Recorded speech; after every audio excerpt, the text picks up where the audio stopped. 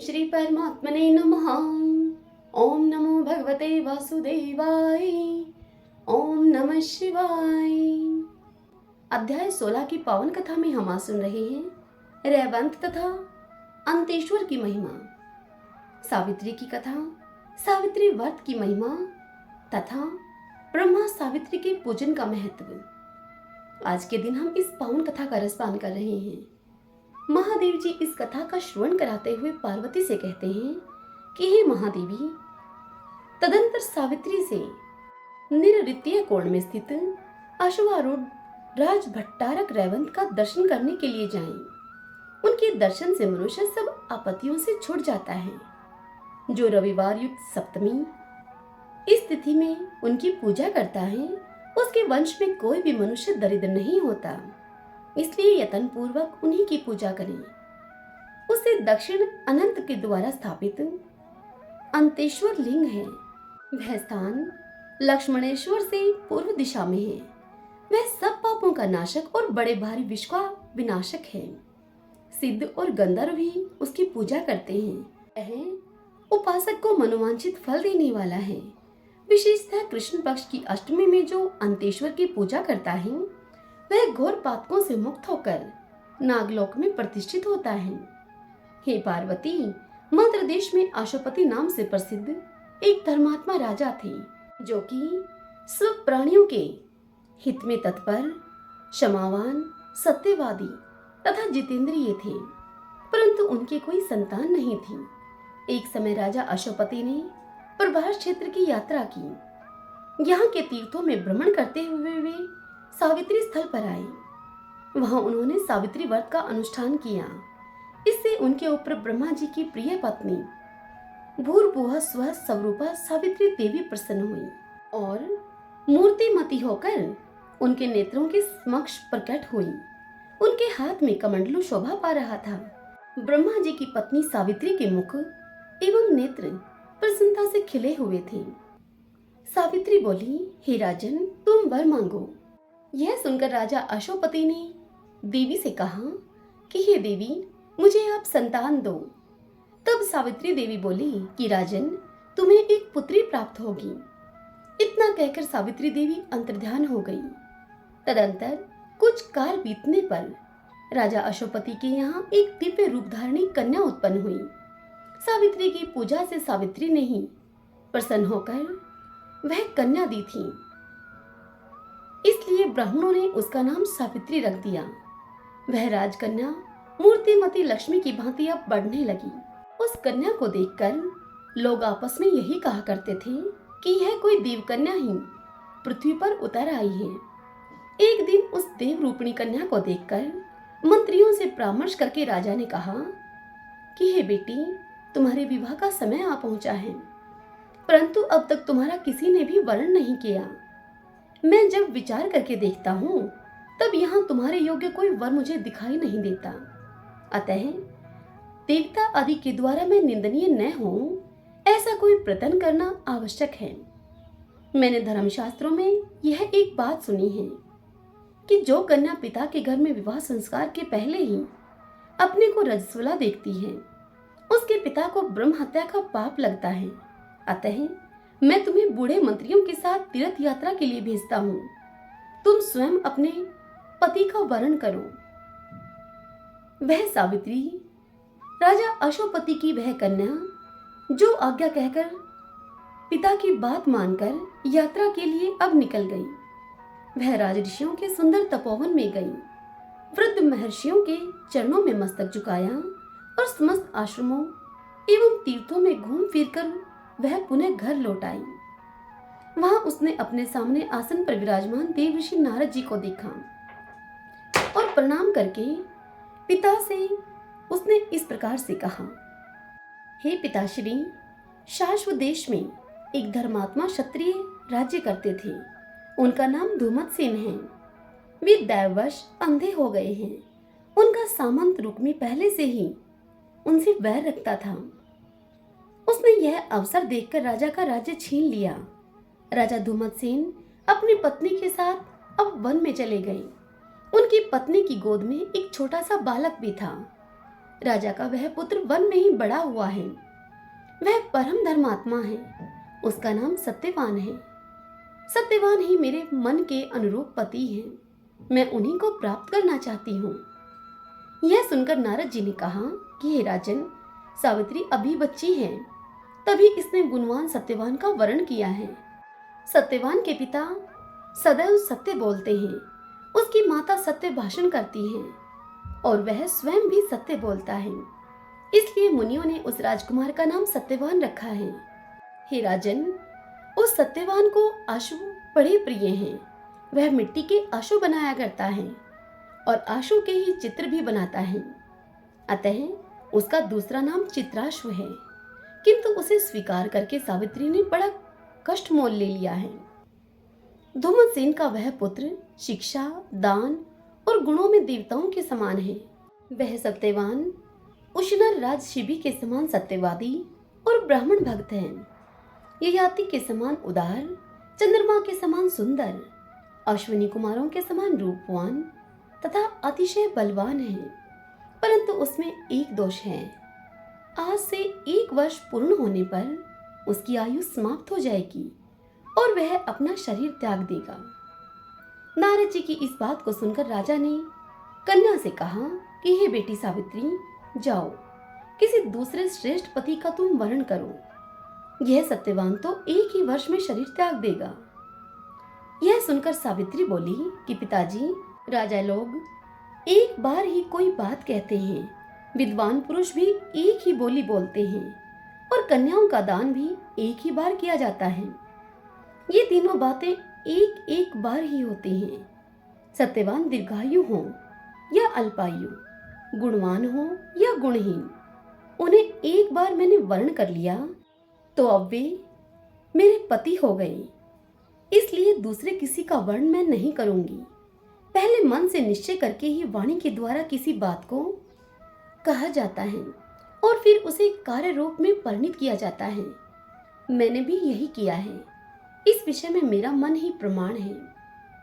यह सुनकर नारद जी ने राजा अश्वपति से कहा कि हे राजन, यदि सावित्री की यही इच्छा है तो आप भी इस संबंध को स्वीकार करें और शीघ्र ही इस कार्य को कर डालें।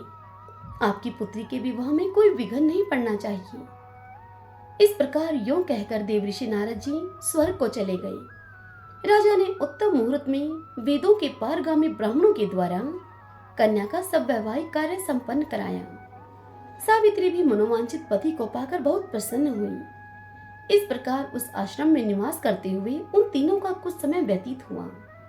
सावित्री दिन रात चिंतित रहा करती थी। अब नारद जी ने जो कुछ भी सावित्री से कहा था वह सावित्री भूलती ही नहीं थी। सावित्री ने मन ही मन हिसाब लगाकर यह जान लिया कि आज से चौथे दिन मेरे पति की मृत्यु होने वाली है। तत्पश्चात उसने त्रिरात्रि व्रत प्रारंभ किया। उसे पूर्ण करके सावित्री ने स्नान किया और देवता पितरों का तर्पण करके उसने सास ससुर के चरणों में प्रणाम किया। तदंतर सत्यवान हाथ में फरसा लेकर वन को चलने लगे। सावित्री भी उनके पीछे पीछे गई। सत्यवान ने शीघ्रता पूर्वक फल, फूल, समिधा और कुशा एकत्रित करके सूखे काष्ठ का एक बोझ बांधा। तत्पश्चात वे बरगद की शाखा का सहारा लेकर बोले कि हे प्रिय, मेरे सिर में बड़ी ही पीड़ा हो रही है। मैं क्षण भर तुम्हारी गोद में मस्तक रखकर सोना चाहता हूँ। यह सुनकर सावित्री बोली, हे महाबाहो, आइए विश्राम कीजिए। थोड़ी देर बाद हम लोग आश्रम पर चलेंगे। तदंतर सावित्री की गोद में मस्तक रखकर सत्यवान जो ही पृथ्वी पर सोए तो ही सावित्री ने एक पुरुष को देखा जो कि काले और पीले रंग के वस्त्रों में दिखाई पड़ता था। मस्तक पर किरीट और अंगों में पीतांबर धारण किए हुए वे साक्षात सूर्य की भांति शोभा पा रहे थे। सावित्री ने उनको प्रणाम करके मधुर वाणी में पूछा, तुम कौन हो? दूर ही रहो। पति भक्ति के प्रभाव से मुझे कोई धर्म से गिरा नहीं सकता। प्रज्वलित अग्निशिखा की भांति मेरा कोई स्पर्श भी नहीं कर सकता। तब यह सुनकर यम ने कहा कि हे पतिव्रते, मैं सबका संयमन करने वाला यम हूँ। तुम्हारे पति की आयु क्षीण हो गई है। मेरे दूत तुम्हारे समीप आकर तुम्हारे पति को ले जाने में असमर्थ हैं। इसलिए मैं स्वयं आया हूँ। यमराज के यूं कहने पर सत्यवान के शरीर से अंगूठे के बराबर एक पुरुष निकला जो कि पाश में बंधा हुआ था। सावित्री ने उसे देखा और स्वयं भी यमराज के पीछे पीछे चलना प्रारंभ कर दिया। पातिव्रत्य के प्रभाव से उसे वहां जाने में कोई श्रम नहीं होता था। उस समय यमराज ने सावित्री से कहा कि हे सावित्री, तुम बहुत दूर चली आई हो, अब तुम लौट जाओ। इस मार्ग पर कोई जीवित पुरुष नहीं चलता है। तब सावित्री यमराज से बोली कि हे भगवान, मुझे चलने में न तो परिश्रम होता है और न ही गलानी ही। एकमात्र पति को छोड़कर स्त्री के लिए कोई दूसरा अवलंब नहीं है। इस प्रकार और भी बहुत सी धर्मयुक्त मधुर मधुर बातें सुनकर सूर्य नंदन यम सावित्री पर बहुत ही प्रसन्न हुए और वे सावित्री से बोले कि हे देवी, तुम्हारा कल्याण हो, तुम मुझसे कोई वर मांगो। तब सावित्री ने विनीत होकर 5 वरदान मांगे। सावित्री ने यमराज से कहा, पहले वरदान को लेते हुए कि मेरे महात्मा ससुर को नेत्र प्राप्त हो जाएं, उनका खोया हुआ राज्य भी उन्हें मिल जाए, मेरे पति जीवित हो जाएं, निरंतर उनके धर्म की वृद्धि हो और मेरे पुत्रहीन पिता को पुत्र की प्राप्ति हो। धर्मराज ने वरदान देकर उसे भेज दिया। पति को पाकर सावित्री का मन अब प्रसन्न हो गया। अब वह स्वस्थ चित होकर पति के साथ आश्रम पर गई। ज्येष्ठ की पूर्णिमा को उसने यह व्रत किया था जिससे कि उसके सौभाग्य की रक्षा हुई। भगवान शंकर से इतनी कथा सुनकर पार्वती ने पूछा कि हे महेश्वर, सावित्री ने जिस व्रत का पालन किया वह कैसा व्रत है, बताने की कृपा करें। तब महादेव जी पार्वती से बोले कि हे देवेश्वरी, पतिव्रता सावित्री ने जिस व्रत का पालन किया है उसका वर्णन करता हूँ, सुनो। ज्येष्ठ शुक्ला त्रयोदशी को दंत धावन पूर्वक स्नान करके त्रिरात्र उपवास का नियम ग्रहण करें। जो स्त्री त्रिरात्र व्रत करने में असमर्थ हो वह जितेंद्रिय होकर त्रयोदशी को नक्त व्रत, चतुर्दशी को अयाचित व्रत और पूर्णिमा को उपवास करें। प्रतिदिन तड़ाग किसी बड़ी नदी अथवा झरने में स्नान करें। यदि पांडुकोप में स्नान कर ले, सभी में स्नान करने का फल प्राप्त हो जाता है उसे। विशेष रूप से पूर्णिमा को सरसों, मिट्टी और जल से स्नान करना चाहिए। एक पात्र में बालू भरकर अथवा जौ, चावल या फिर तिल आदि धान्य भरकर उस पर 2 वस्त्रों में लपेटा हुआ बांस का पात्र रखें और उसमें सोने चांदी अथवा मिट्टी की बनी हुई सावित्री देवी और ब्रह्मा जी की सर्वांग शोभित प्रतिमा को स्थापित करें।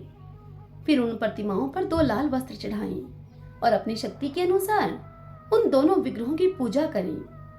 चंदन, सुगंधित पुष्प, धूप, दीप, नैवेद्य, तरोई या फिर लट जीरा के फूलों से, कुम्हड़ा और ककड़ी के फलों से, नारियल, छुआरा, कैथ, अनार, जामुन, नींबू, नारंगी, कंकोल, कटहल, जीरक, खांड, गुड़, लवण, चरभट तथा शब्द धान्य आदि वस्तुएं बांस के पात्रों में रखकर निवेदन करें। कंठ सूत्र को सुंदर केसर और कुमकुम से रंगें। तत्पश्चात मंत्र उच्चारण पूर्वक पूजन करें। मंत्र इस प्रकार हैं: ओंकार पूर्विके देवी वीणा पुस्तक धारिणी देव्यंबिके नमस्तुभ्यं वैदवयं प्रयच्छामि। अर्थात वाणी और पुस्तक धारण करने वाली सच्चिदानंदमयी माता सावित्री देवी, तुम्हें नमस्कार है, तुम मुझे सौभाग्य प्रदान करो।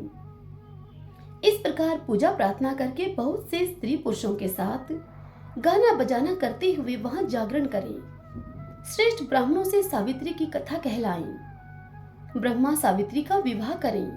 सारी सामग्री वेदज्ञ ब्राह्मण को दान कर दें। जिसकी जीविका कठिनाई से चलती हो ऐसे निर्धन अग्निहोत्र ब्राह्मण को सावित्री की प्रतिमा दान करें। उस रात्रि में ब्राह्मण दंपतियों को निमंत्रित करके प्रातःकाल वट वृक्ष के नीचे सावित्री के सम्मुख भोजन कराएं। वहां एक एक ब्राह्मण को भोजन कराना कोटि कोटि ब्राह्मणों को भोजन कराने के समान महापुण्यदायक माना गया है। ब्राह्मणों को भोजन कराते समय कड़वे तेल का बना हुआ सामान न परोसें। स्त्री को खट्टा और खारा भोजन कभी नहीं देना चाहिए। 5 प्रकार के मधुर भोजन कराएं। दूध और घी में बने हुए पूवे। अशोक वर्तिका यानी कि एक प्रकार का पकवान है ये। छुआरे के साथ बनी हुई पूपिका, घी और गुड़ से बना हुआ हलवा और मोदक। जो स्त्री ऐसा करती है वह धन धान्य और मनुष्यों से पूर्ण होती है। उसका वंश भरा पूरा रहता है। उसके कुल में कभी कोई स्त्री विधवा नहीं होती। अथवा यदि तीर्थ में भोजन की सुविधा न हो तो घर लौटने पर भोजन कराएं, जिससे कि सावित्री देवी प्रसन्न हो। इसी प्रकार अपने घर पर आकर पितरों के लिए पिंडदान पूर्वक श्राद्ध भी करें। इससे पितृ संतुष्ट होते हैं, ऐसा ब्रह्मा जी का कथन है।